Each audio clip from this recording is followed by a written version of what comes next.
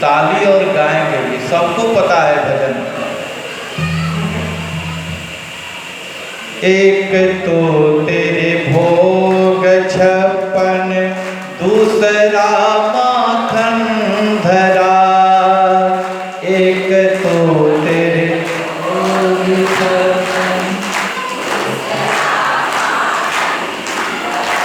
देखिए सबको आ रहा है, लेकिन सोच रहे हैं कि गाएं कैसे।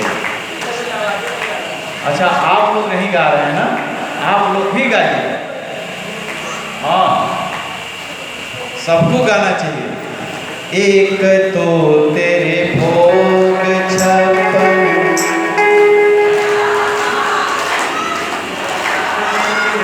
दूसरा माखन धरा, तीसरा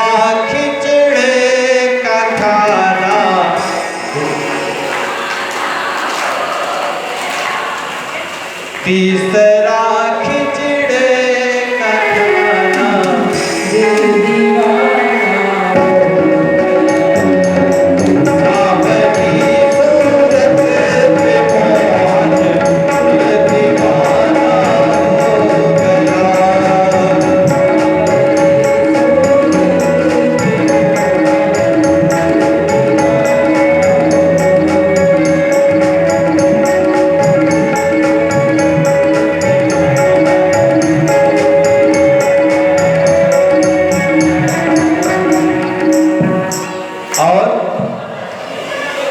एक तो तेरे साथ राधा, दूसरा रुक्मण खड़ी।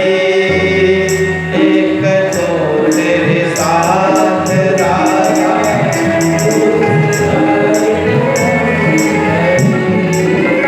एक तो तेरे साथ राधा, दूसरा रुक्मण खड़ी।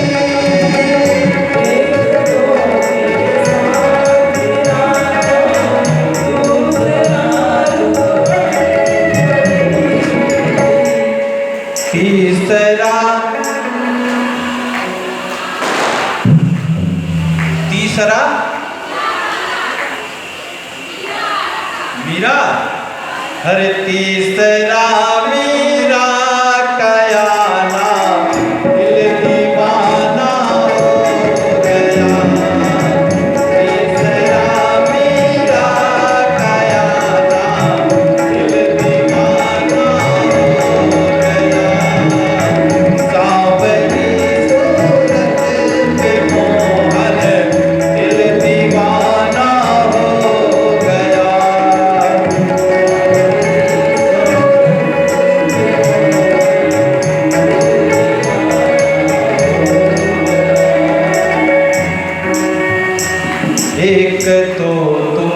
देवता हो, दूसरा प्रियतम मेरे, एक तो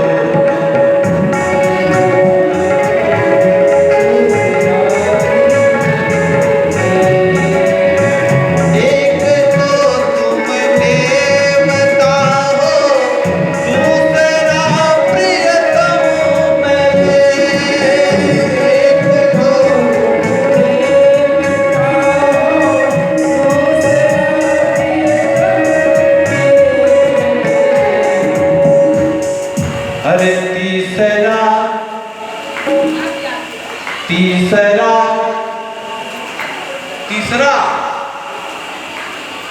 हरे रात श्याम सपने में आए, हरे तीसरा सपने में आना, दिल दीवाना हो गया। सपने में आना, दिल दीवाना हो गया। मेरा दिल दीवाना हो गया, मेरा दिल दीवाना हो गया, दिल दीवाना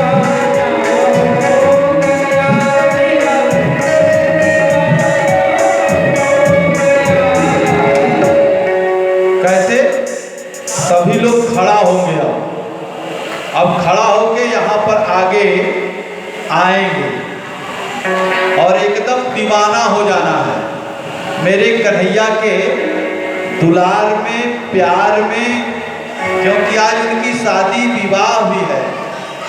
तो पूरे बाराती जो सज के आए हैं और जितने अब तो बारात में लेडीजें भी आई हैं रुक्मिणी की तरफ से, तो मैं चाहूँगा कि सब यहाँ आ जाएं और आ करके एकदम दीवाना हो करके मस्ती में झूम करके नाच करके और स्वागत करेंगे हम लोग कन्हैया का। कैसे? एक तो तुम देवता हो, दूसरा प्रियतम मेरे,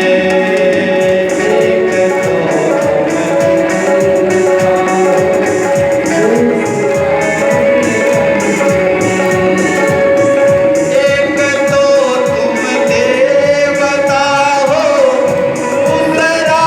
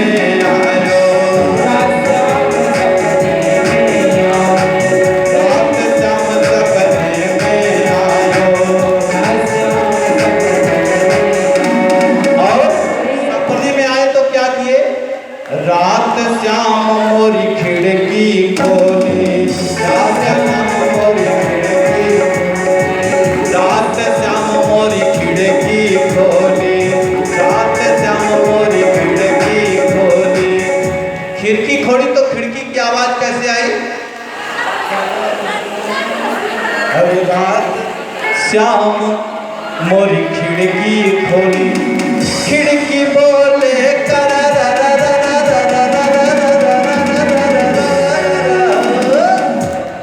हर रात श्याम सपने में आयो।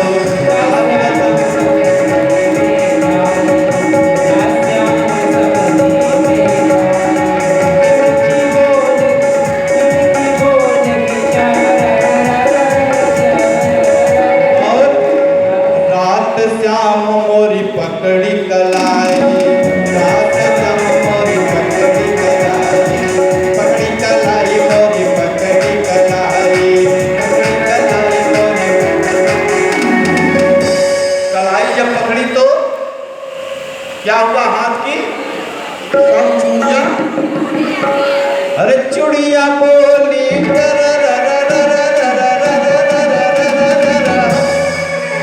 हरे रात श्याम सपने में आयो, दरिया पी गए सरा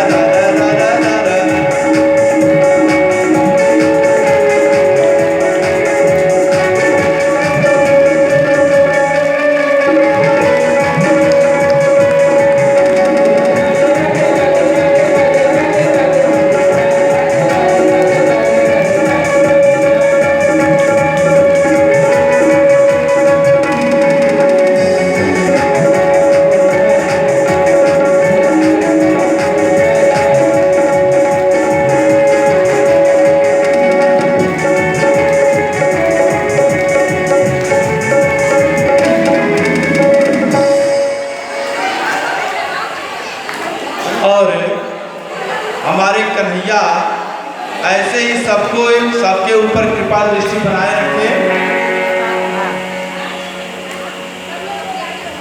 और आइए आगे की कथा प्रवेश करते हैं, फिर आप लोगों को फिर बुलाएंगे, तब तक आप लोग बैठ जाएं। अभी गोवर्धन उठाने वाले हमारे कन्हैया नहीं आए हैं, कहाँ गए?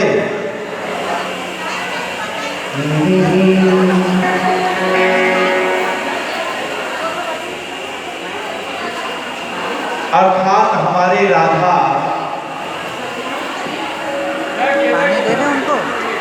परमात्मा उनके बस में रहते हैं।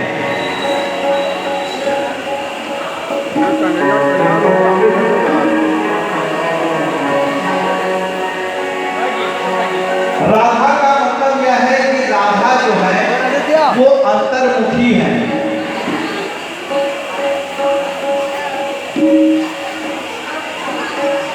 राधा और धारा में अंतर है। जो राधा है वो अंतर्मुखी है, और धारा माने बाह्यमुखी। अर्थात हमारे कन्हैया राधा के बस में रहते हैं। जो अंतर्मुखी हैं, धारा में वो नहीं बहते, राधा के बस में रहते हैं।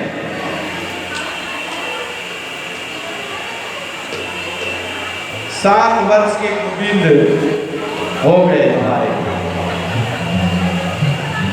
और 7 वर्ष के गोविंद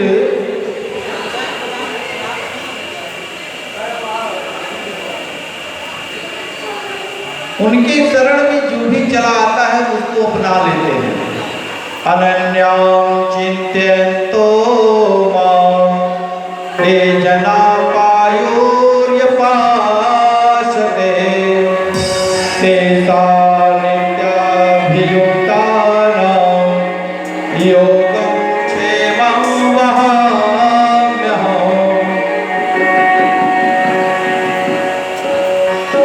अनन्य का मतलब होता है जो अन्य से भी अनन्य हो, जो प्रिय हो।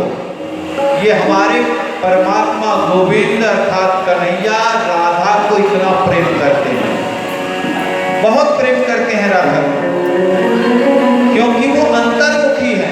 जो आनंद अंदर है वो बाहर आनंद मिलने वाला नहीं है। अगर आनंद की खोज करनी है तो अपने अंदर ढूंढो, राधा का नाम लो तो कन्हैया आपके पास अवश्य चला आएगा।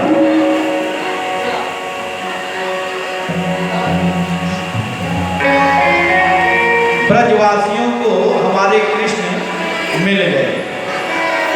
अब कृष्ण जब स्वयं परमात्मा ही मिल गए, उनको परमात्मा मानते हैं, कृष्ण को मित्र मानते हैं, कृष्ण को पुत्र मानते हैं, कृष्ण को पति मानते हैं, भाई मानते हैं, उनको स्वामी मानते हैं, कृष्ण को ही सब कुछ मानते हैं हमारे ब्रजवासी।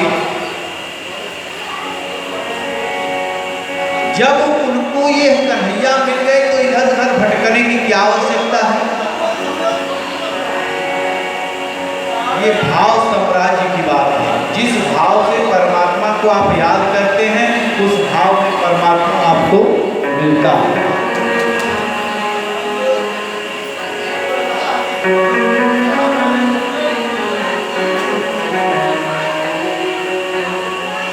इंद्र भगवान की पूजा वर्षों से हो रही थी, कई वर्षों से इंद्र भगवान की पूजा होती थी। इंद्र भगवान की पूजा को रोकने के लिए कन्हैया ने कहा कि अगर हम इनको कह दें कि इंद्र की पूजा मत करो तो कोई मानने वाला नहीं है। लेकिन इंद्र उदंड हो गए हैं। इंद्र को अभिमान हो गया कि मेरे कारण ब्रजवासी जीवित रहते हैं, मैं उनको बरसात करता हूं तो अन्न होता है, तो ये हमारे ऊपर जीवित है। यज्ञ अनुष्ठान जो भी करते हैं ये हमारे प्रताप के कारण करते हैं। इसलिए इंद्र की पूजा सभी ब्रजवासी करते हैं।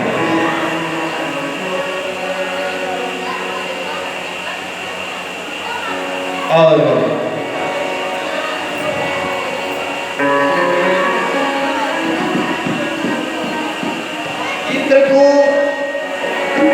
इंद्र के अभिमान को तोड़ने के लिए मेरे कन्हैया लीला रची।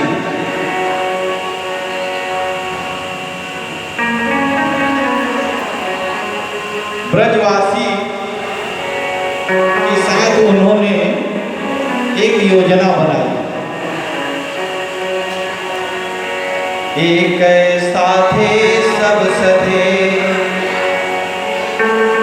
सब साथे सब जाए। एक को अगर लेकर के चले तो सबका कल्याण हो जाए। एको ब्रह्म द्वितीयो नास्ति। ये परम गोविंद साक्षात परम ब्रह्म परमेश्वर हैं, निराकार हैं, भक्तों के लिए साकार रूप धर करके आए हैं। अर्थात परमात्मा को जिस रूप में जैसे जो भजता है, देखता है, उसको वो उसी रूप में मिलते हैं।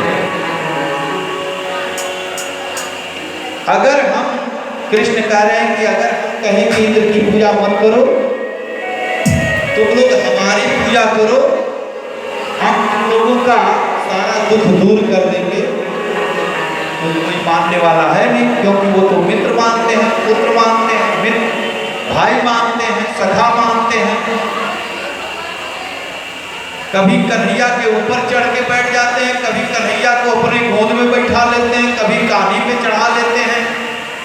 इस प्रकार से कन्हैया उन लोगों के साथ घुल मिल गए हैं, उनको कोई मानता नहीं है। लड़ाई भी करते हैं कन्हैया के साथ, रोज ही तू मैं हो जाती है अपनी सखाओं के साथ, ग्वाल वालों के साथ। लेकिन आज कन्हैया ने कहा कि आज तो कुछ करना पड़ेगा।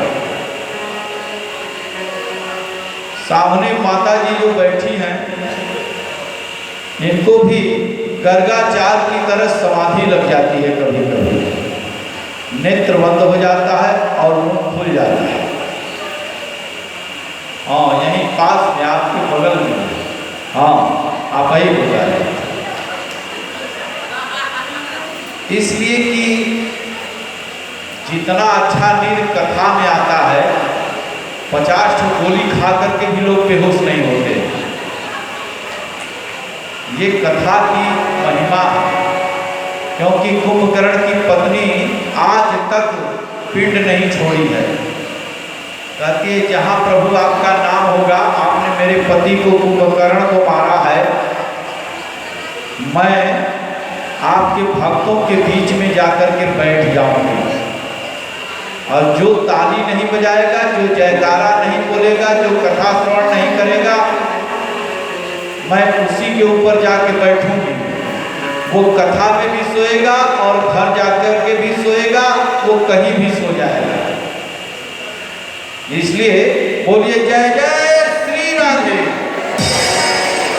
हाँ, राधे तनी जोर से बोला करो, जय श्री राधे। क्योंकि कंजूसी करेंगे तो हमको दूसरी कथा कहनी पड़ जाएगी, और लंबा प्रकरण है। आइए थोड़ा थोड़ा दर्शन करते हुए आगे बढ़ते हैं। जरा नाटक करते हैं, ऐसा कन्हैया ने विचार बनाया इंद्र का अभिमान दूर करने के लिए। इंद्र की पूजा बंद हो जाए और सर्वोत्तम पूजा का फल ब्राजवासियों को मिल जाए। मेरा जो वास्तविक स्वरूप है, अर्थात कन्हैया का कहना है कि मेरा जो वास्तविक स्वरूप है वो गिरिराज महाराज है। बहुत स्पष्ट बता दूं आप लोगों को कि इस समय कलयुग में भारत में प्रत्यक्ष देवी देवता अगर कोई है तो ब्रजमंडल में गोवर्धन नाथ जी हैं, और दक्षिण भारत में तिरुपति बालाजी हैं जो प्रत्यक्ष देवता है। मैया से पूछते हैं कि मैया ये सब काय बना रही हो? मैया कहती है दूर हट जा, दूर दूर, पास मत आइयो। ये भगवान के ताई प्रसाद बन रहा है भोग लगाने के लिए। बोले मैया हमसे बढ़कर के भगवान कौन आ गया? बोले तुमको नहीं पता लाला, आज गोवर्धन भगवान की पूजा है। गोवर्धन भगवान की हम लोग पूजा करते हैं, वो प्रसन्न होते हैं और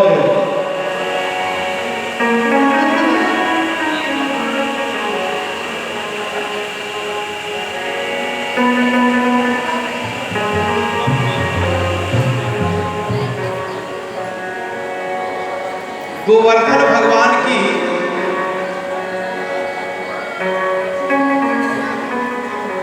पूजा करनी चाहिए। ये इंद्र भगवान के चक्कर में काहे पड़ गई आप? बोले वही तो जल बरसाते हैं, वरुण को भेजते हैं तो जल बरसता है, तो पूरा तलहटी हरा भरा रहता है। तो इसलिए उनकी पूजा के लिए हम लोग तैयारी कर रहे हैं, यज्ञ करेंगे, हवन करेंगे। कन्हैया ने कहा कि इससे बढ़िया तो गोवर्धन भगवान है, क्योंकि जहाँ पे गैया हम लोगों की चरती है उनकी तलहटी में जा करके जमुना जी से, बाढ़ से, सूखा से, सबसे वो बचाती हैं। तो बोले कि नहीं लाला, इंद्र कुपित हो जाएंगे। इसके बाद पकौड़ी वगैरह बन गई, बढ़िया खीर बन गया, मालपुआ बन गया, टॉफी, बिस्किट, बादाम सब आ गया। परिजनो भगवान इंद्रो मेघस्तमात्ममूर्तयः ते अभिवर्षन्ति भूतानां प्रियन्नं जीवनं पयः। इंद्र भगवान की हम लोग पूजा करते हैं तो वो जल बरसाते हैं, जिससे हमारे पूरे परिवार का, ब्रजवासी का लालन पालन होता है। इंद्र हमारे देवता का नाम है, वही प्रत्यक्ष भगवान हैं, उनका हम लोग पूजन करते हैं। ये बादल वर्षा उन्हीं का रूप है। लोग यज्ञ हवन करते हैं, इंद्र प्रसन्न होते हैं। गोविंद ने कहा कभी इंद्र भगवान आपके आकर के दर्शन दिए? बोले दर्शन तो ना दिए, कई वर्षों से पूजा हो रही है। बोले तो जब इंद्र भगवान है ये नहीं है तो कहां से दर्शन देंगे?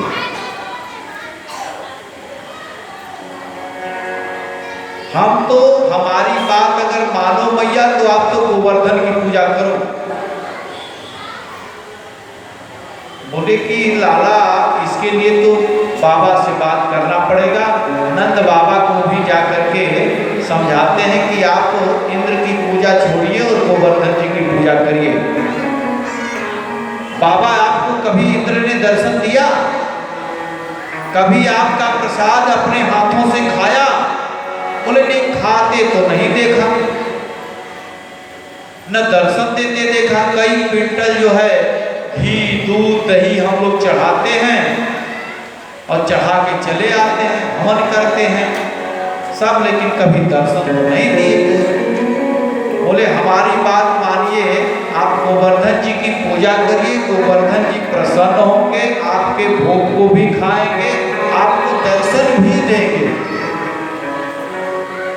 वो तो ठीक है लाला, लेकिन सबसे बात करनी पड़ेगी। पूरी ब्रजवासी इकट्ठा हुए, बात हुई कि गोवर्धन की पूजा के लिए कह रहा है। बोले हम लोग लल्ला की बात को नहीं टालेंगे, क्योंकि ये जो कहता है बढ़िया करता है। लेकिन एक प्रश्न तो है कि अगर भगवान इंद्र रुष्ट हो जाएंगे तो उनसे कन्हैया तुम बचाओगे? बोले हाँ, इसकी जिम्मेदारी हम ले लेते हैं। आपको हमको बचाने की क्या जरूरत है? खुदे गोवर्धन भगवान आप लोगों को बचाएंगे, साक्षात दर्शन देंगे। बोले दर्शन देंगे ये तो बढ़िया है, क्योंकि इंद्र तो दर्शन नहीं दिए। कर्मणा जायते जंतु कर्मणैत विलीयते, दुख दुख भयं क्षेम कर्मणैवापि यज्यते। जीव का जन्म कर्म से होता है। ईश्वर वही है जो कर्म के फल को देता है। आप जो करते हो उसका फल आपको मिलेगा। आप तो बस पूजा करो गोवर्धन की, क्योंकि इंद्र कभी दर्शन आपको नहीं दिए, उनकी पूजा करने की आवश्यकता नहीं है।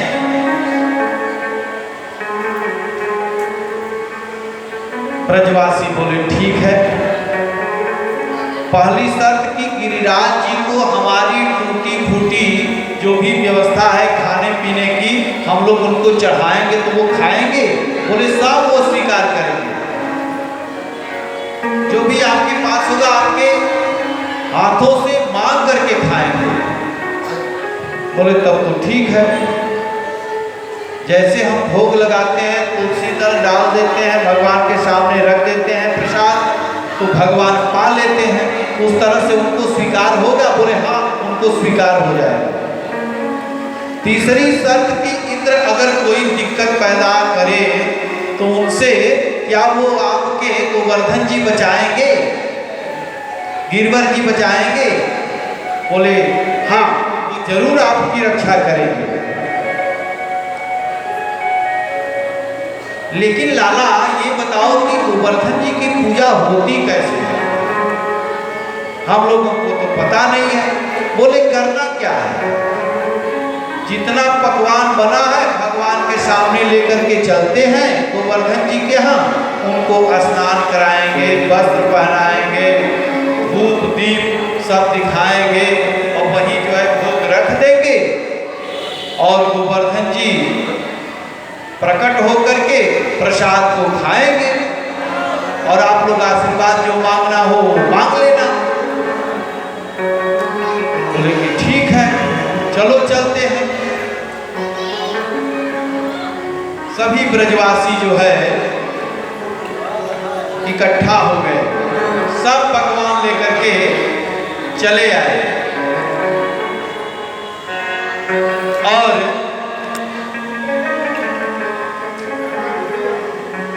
इसके बाद गिरिराज आगे आगे सांडिल्य मुनि पूजा की थाली लेकर के चल रहे हैं। 56 प्रकार का भोग लगाओ, गिरिराज को खिलाओ।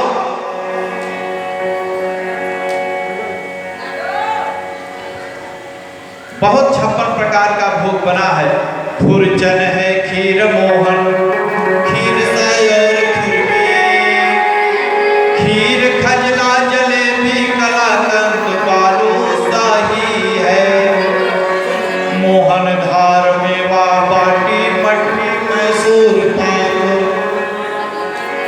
पेड़ा रसगुल्ला संग रबड़ी सुहाई है।